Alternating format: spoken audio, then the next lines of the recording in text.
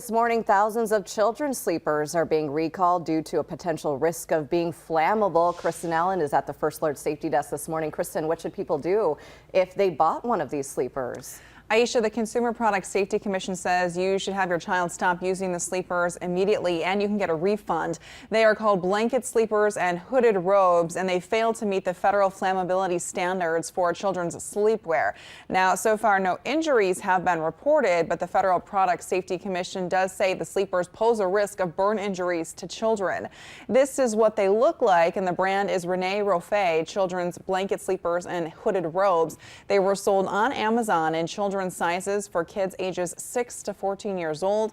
Now, to get a refund, you should destroy the sleepers by cutting them in half and sending a photo of that destroyed product to the email on your screen, which is recall@reneroffé.com. We'll also have this email on our website as well.